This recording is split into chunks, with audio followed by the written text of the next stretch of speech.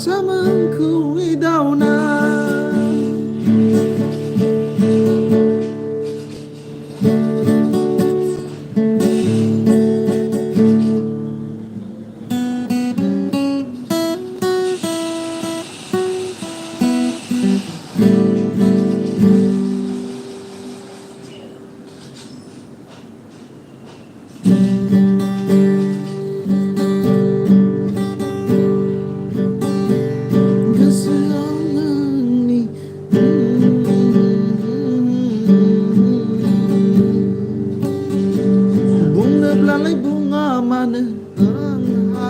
साख्रि गैया बुंनोब्लालाय बुङा मानो नोंहा साख्रि गैया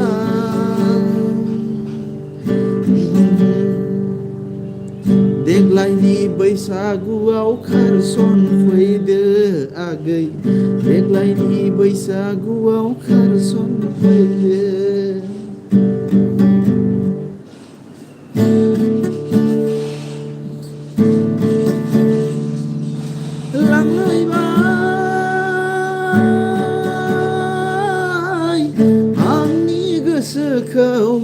सासे सिख्लाया खावना लांलायबाय एखनब्ला फैयो बियो सारियालियाव एखनब्ला फैयो बियो टिउसन लानानै जारौ नोंखौ आइनाव सोंनानै आफाखौ बुंनानै लांथारगौ जोंनि गामियाव लांलायबाय रावबो फैथारा नामा लाइभआव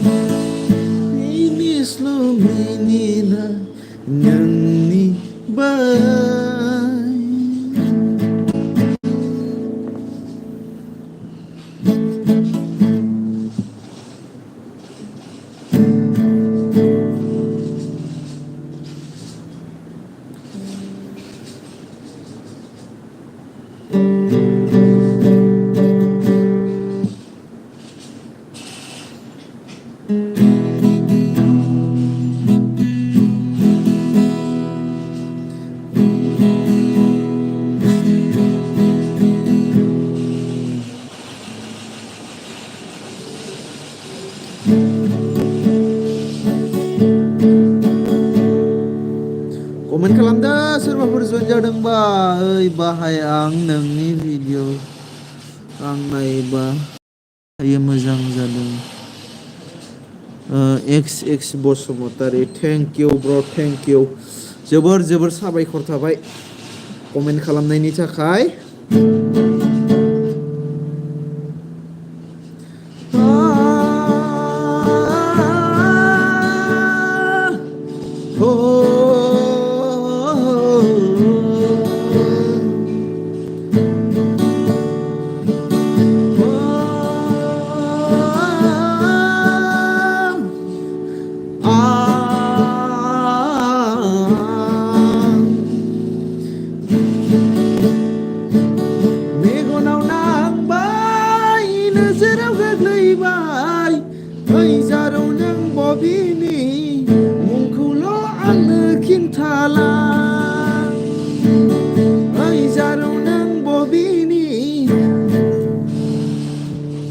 कमेन्ट खालामदो लोगोफोर सोर नायदों लाइभखौ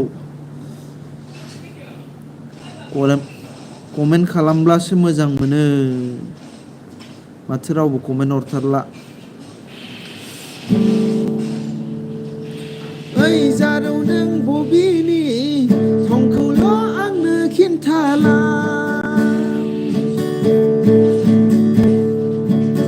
मेगनाव नांबाय नोजोराव गोग्लैबाय। ओइ जारौ नों बबेनि थंखौल' आंनो खिन्थाला। सोर सोर बबे डिस्ट्रिक्टनिफ्राय नायो कमेन्ट खालाम गाइसमोन अननानै। प्लिज गाइसमोन प्लिज कमेन्ट खालाम। लाइभआव जाय जाय जइन जादों बिथांमोना कमेन्ट खालाम। गासिबो मोनसे मोनसे कमेन्ट खालामनानै थां। होमब्ला बिराद मोजां मोनगोन आरो होमबाना गोसोआ।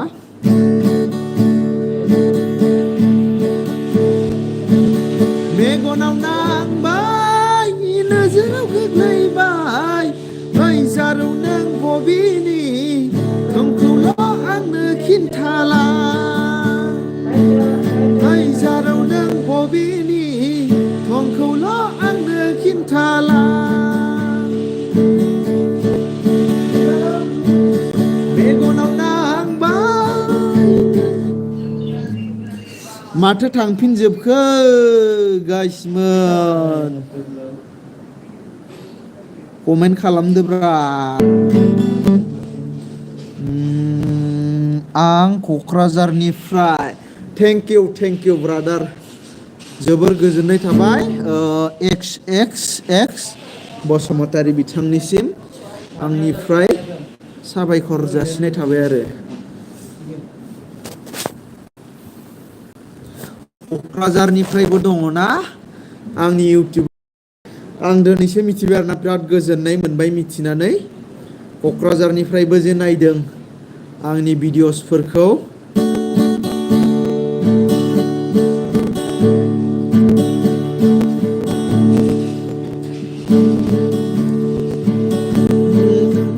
दाय गैया बुहुम बिखायासो आगोद जादों।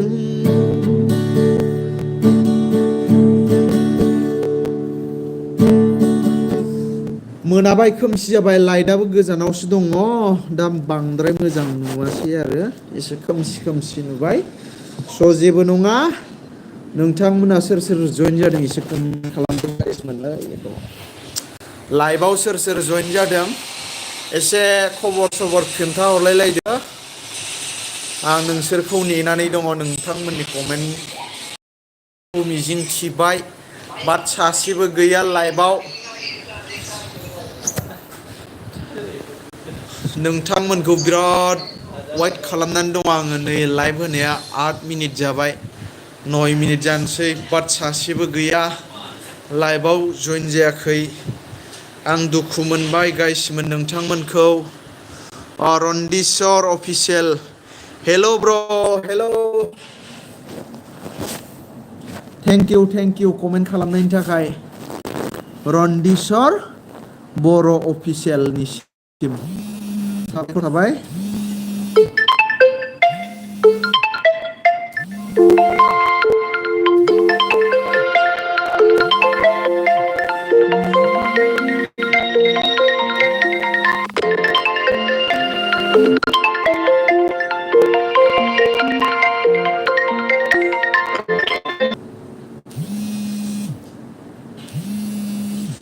रन्दिस्वर बर' सरि गाइसमोन।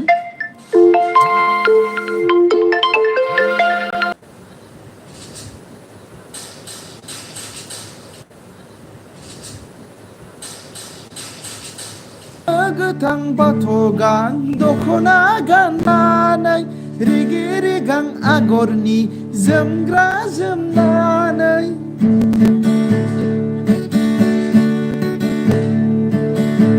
प्लिज गाइसमोन जाय जाय जइन जादों कमेन्ट खालाम।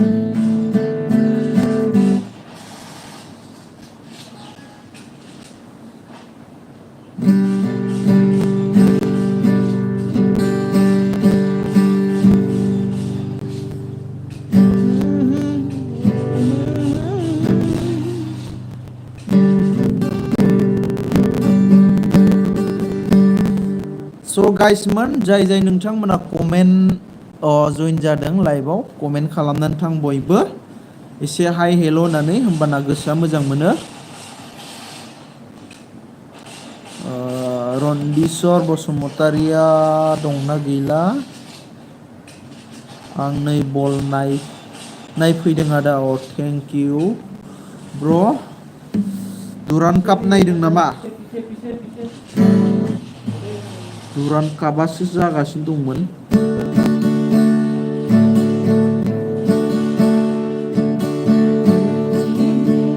गामि सेर सेर बबे जाहारनिफ्राय दाउ मैना फैदों गामि गेजेर गेजेर। रुंबां रुंबां नोंनि खानाया सोमोनांथाव नोंनि आखला।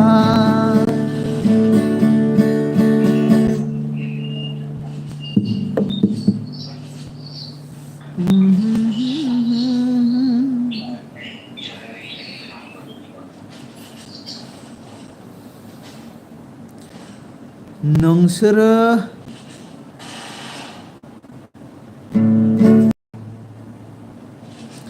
भिडिअ'ल' कमेन्ट हरोना लोगोफोर आंखौ सापर्ट खालाम होननानै लाइभ फैबा ओमफ्राय रावबो कमेन्ट खालामा।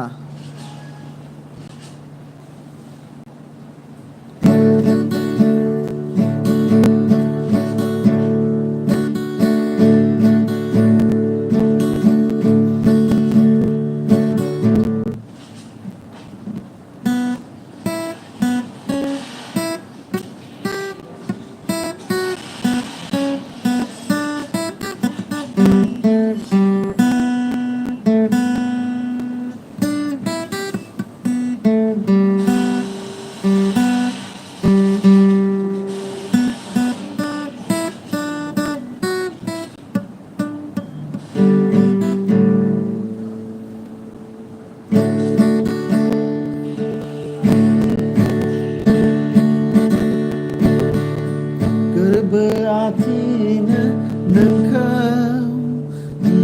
नायनो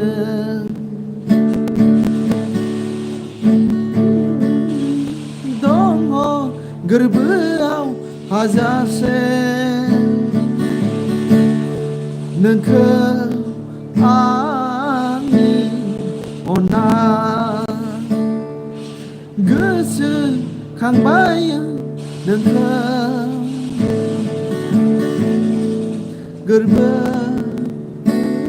गोरबोथियाव। दे गाइसमोन जि सानैसो जइन जाबाय बिथांमोना कमेन्ट खालामदो जोबोर साबायखर थागोन।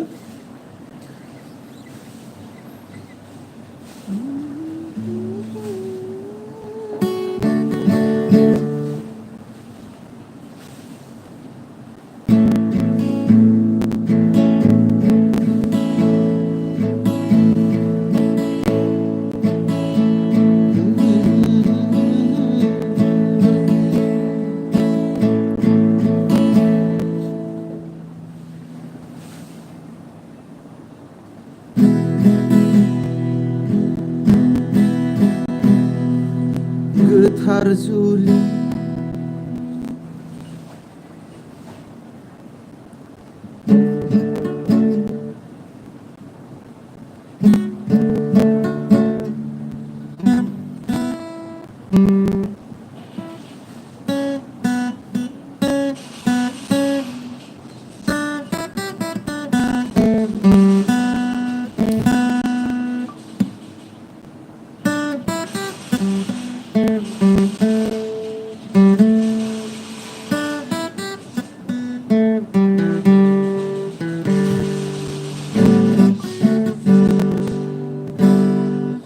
अखानाय सिङाव बारलांबाय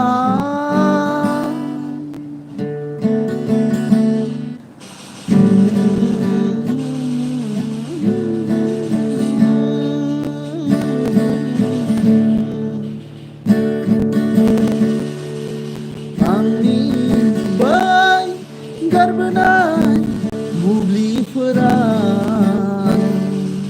गोसोआव जाखा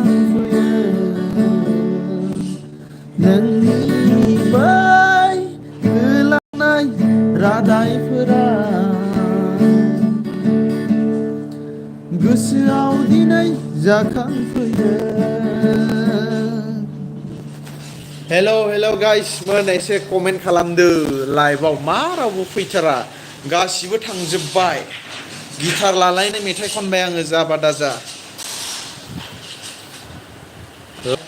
लाइभ फैबाबो जायालै बेखारसो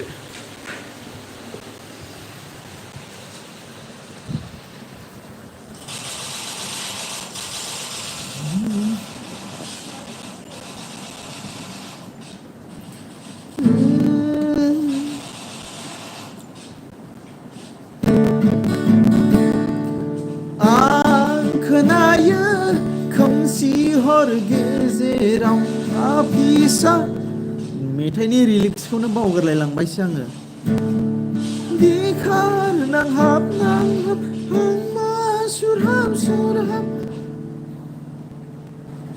मानिबा देंखो बाया आंबो सोमोनाङो उदां बोथोरनि बेलारोम समा सुदेम बार बारोब्ला गोजोनग्लायो गोसोआ बिरलाङो आंनि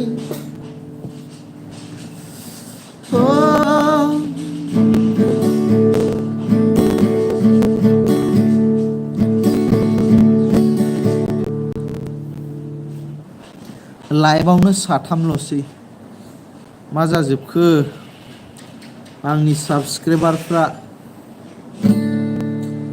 माथो लाइभ फैबा रावबो जइन जायालै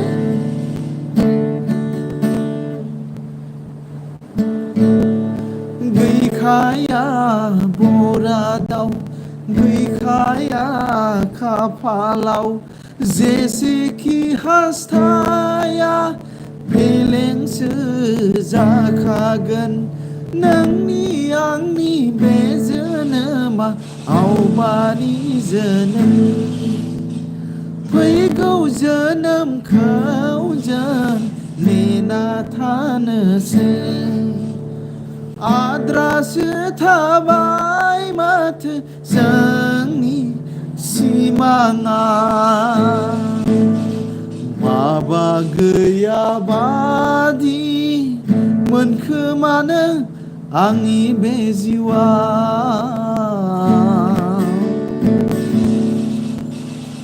माबा गैयाबादि मोनखोमानो आंनि बे जिउआव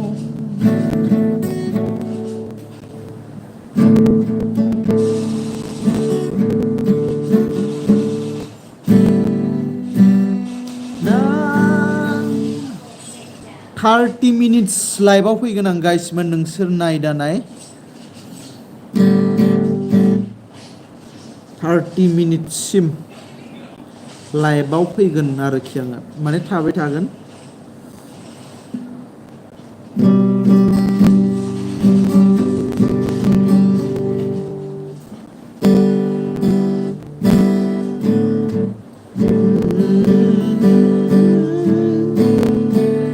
जाय जइन जायो कमेन्ट खालामनानै थां हेल' होननानै अब्लाबो बहुत गोजोननाय मोनगोन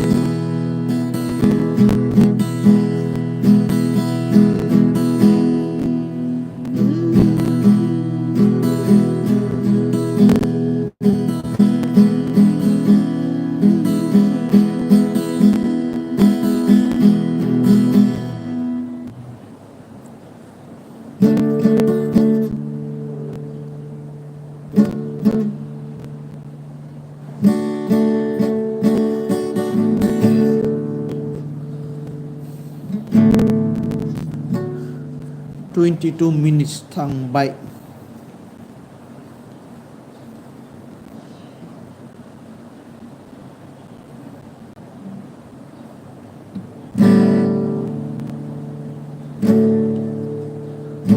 गिभवे भिडिअ लाबोगोन आं र' मालाबा नोंथांमोननिसिम सोर सोर कमेन्ट खालामो.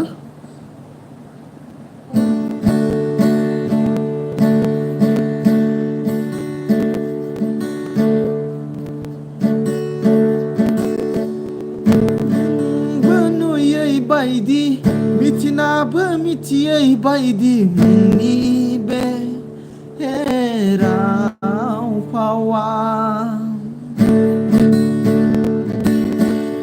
खोनाथों खोनाथों आंबो गुजुस्रेमलायना हरो नोंखौ नुब्ला सना रायदावगौब्ला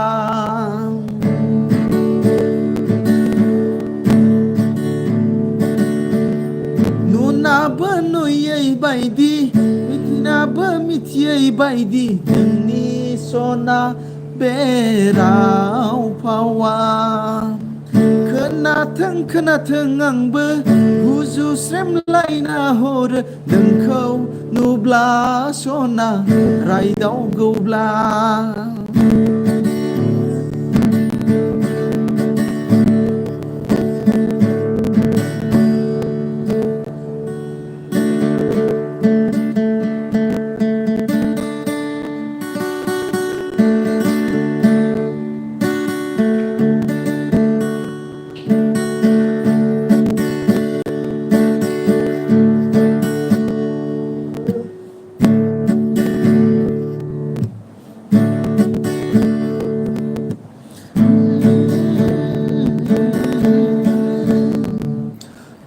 बड' मा होनो पिबि बड' क्रिएसन. ओइ आदा गामिया मा गामि गोलैयोमोनलै? गामिखौ उनाव खिथासिगोन ब्रादार. दिनै खिथाथ'ला, दिनै माने रावबो कमेन्ट खालामाखै बिनिखायनो खिथाथ'ला आङो. पिबि बड' क्रिएसन बबेनि ब्रादारा एसे खिथाहरदो.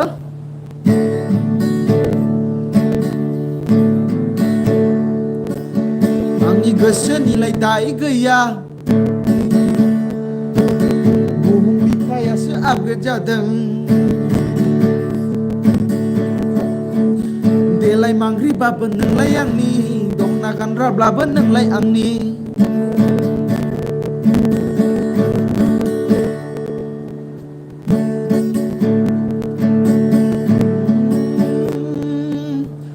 गोसोआव मानोथो खनले खनले नोंनि बै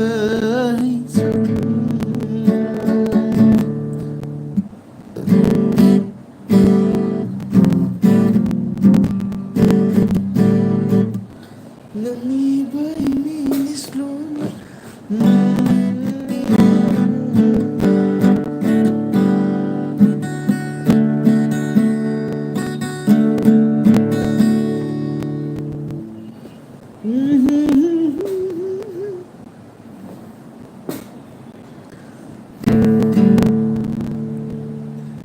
बोरैबा लोगो मोनफ्लांबाय बोरैब्ला दावफ्लांबाय नोंखौ सना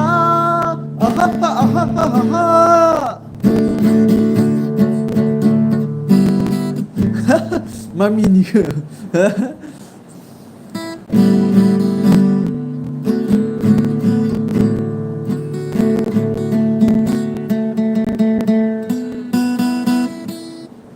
आलायारनखौनो दामनोसै आं आलायारनखौनो.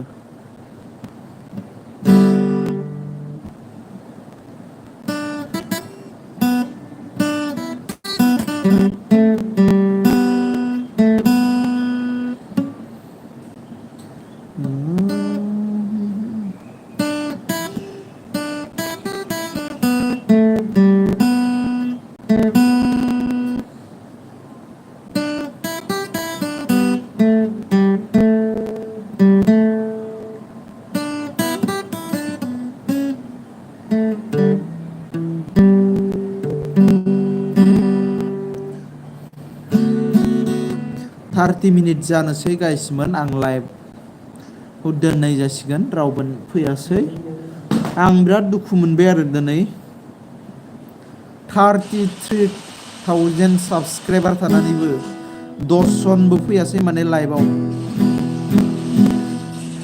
बेनिखायनो आं दुखु मोनबाय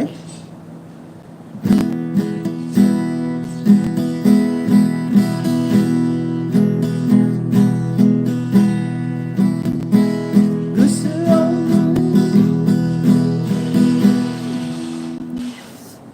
28 मिनिट्स जाबाय गाइसमोन आङो माने आधा घन्टा माने 30 मिनिट्स जाबाथाय लाइभखौ दोननोसै मानो होनोब्ला गैया आंनि लाइभआव रावबो फैयासै 7 मानसिल' कमेन्ट खालामबाय बिथांमोननिसिम साबायखर थाबाय माने आङो 30 मिनिट्स नेबाय आरो आंनि साबस्क्राइबार बिथांमोनखौ बाट रावबो जइन जायासै जि सानैसो जइन जादोंमोन बिथांमोनाबो कमेन्ट खालामासै बिनिखायनो दुखु मोनबाय आं सानदोंमोन माने बायदिसिना खोथा रायलायनो आरो माखासे मानसिफ्रा कमेन्ट खालामो नालाय आंखौबो साबस्क्राइब खालामनानै हो सापर्ट खालाम होननानै बाट भिडिअनि कमेन्टआवल' कमेन्ट खालामो बिथांमोना लाइभआव फैयासै सासेबो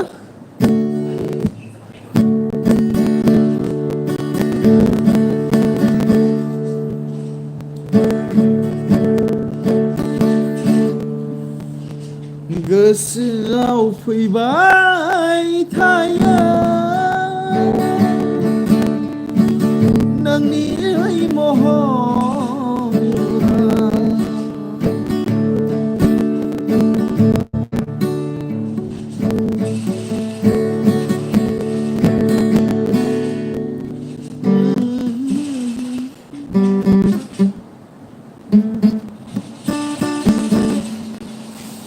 आं गिटारखौ दा दोनथ'नोसै गाइसमोन एसे दसे नेबावनोसै सोर फैयो लाइभआव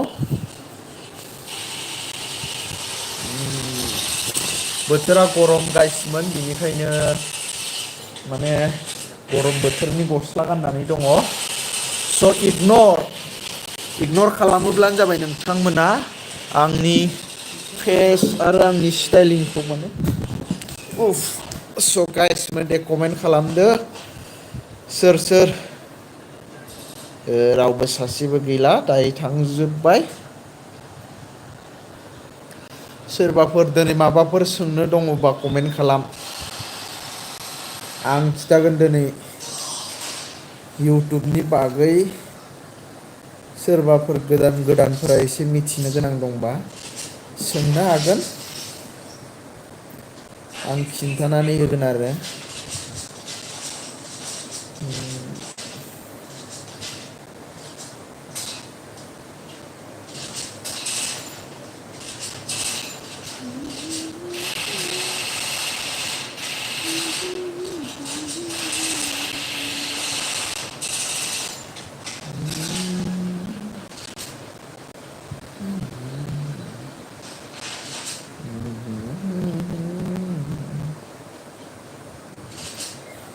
हेल' गाइसमोन सानैल'थारसै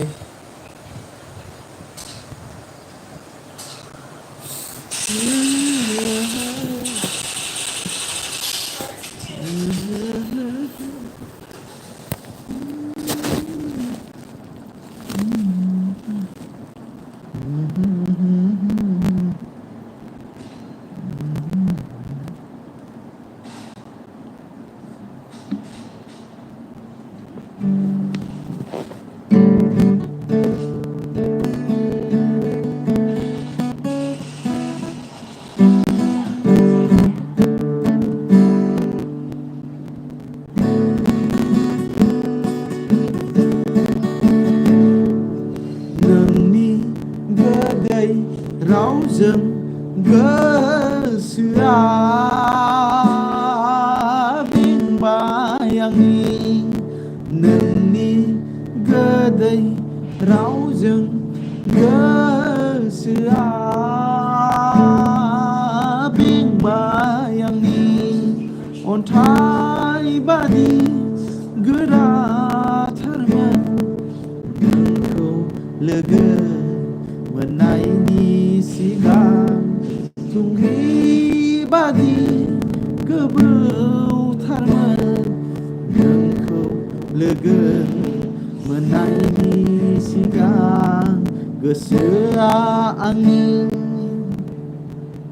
नोंनि गोदै रावजों गोसोआ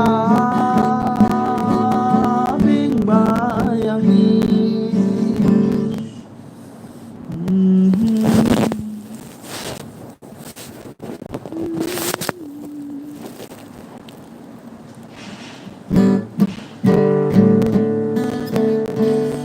कमेन्ट खालामदो लोगोफोर सोरबाफोर जइन जादोंबा माबोरै खबरफोरा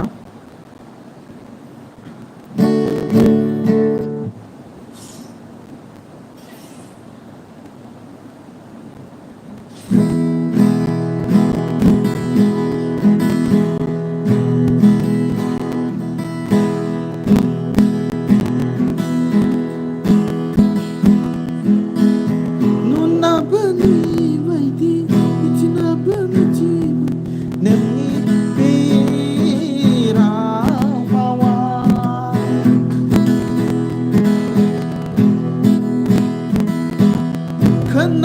खोनाथों आंबो गुजुस्रोमलायना हरो नोंखौ नुब्ला रायदावगौब्ला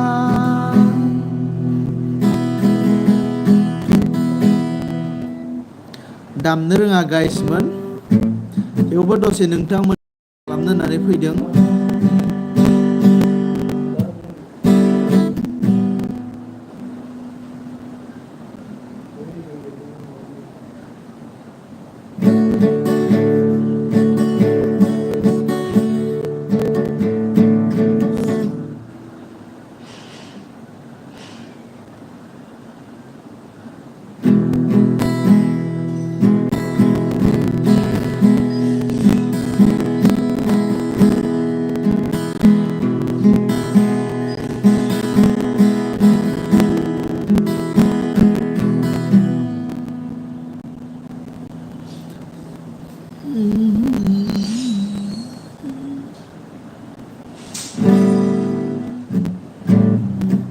ओइ बेसेबां जाखो टाइमा 7टा जायाखैना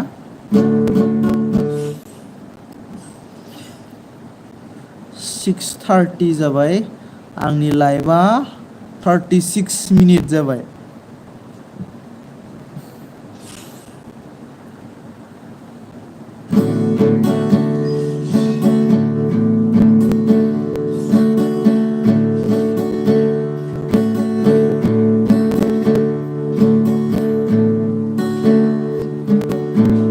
एखनब्ला फैयो बियो सारियालिया एखनब्ला फैयो बियो टिउसन लानानै जारौ नोंखौ आइनाव सोंनानै आफाखौ बुंनानै लांथारगौ जोंनि गामिया लांलायबाय Incoming voice call from the end.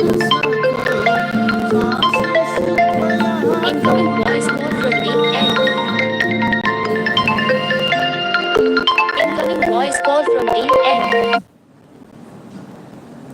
स' गाइसमोन आं लाइभखौ दोनथ'नोसै बेखिनियावनो बाय माबाफोर सोंनो दंबा नोंथांमोना कमेन्टआव सोंब्लानो जाबाय इउटुबनि सोमोन्दै एसे मिथिनोब्ला आंनि जिखिनि एक्सपिरियेन्स मोनबाय आङो बेखिनिखौ नोंथांमोननि सेराव नोंथांमोननि जुदि कमेन्ट फैयोब्ला शेयार खालामगोन स' नोंथांमोना जुदि मिथिनो गोसोब्ला कमेन्ट खालामब्लानो जाबाय भिडिअ कमेन्ट खालाम जाखिनि एक्सपिरियेन्स मोनबाय नोंथांमोननि सेराव शेयार खालामगोन गासिखौबो खिन्थागोन रावबो मानसिफ्रानो खिन्थाजोबा बाट आं खिन्थागोन नोंथांमोननि सेराव नोंथांमोना कमेन्ट खालामब्लानो जाबाय दा आं लाइभखौ दोनथ'सै स' दिनै बेखिनियावनो दोनबाय आङो माब्लाबाफोर मोजां सम लानानै फैबावगोन नोंथांमोननि सेराव आं कमिउनिटि टेबाव मोनसे पस्ट होनानै होगोन जेब्ला आं एबार लाइभ फैबाथाय स' नोंथांमोना माबाफोर सोंनो गोसोबा सोंनो हागोन इउटुबनि सोमोन्दैबो सोरबा सोरबा मिथियाना बांसिन मानसियानो मिथिया आरो माखासे मानसिफ्रा गावसिनि माने सेक्रेट बै माबाफोरखौ खिन्थाया आरोना स' बिनिखायनो आं खोन्थागोन नोंथांमोननो सेराव बयबो मिथिनांगौ आरोना बेनो जोंनि माबायाव रावबो बिदि गाइड होग्रा गैया बिनिखायनो सोरबाफोर मिथिनोब्ला सोंनो हागोन स' बाय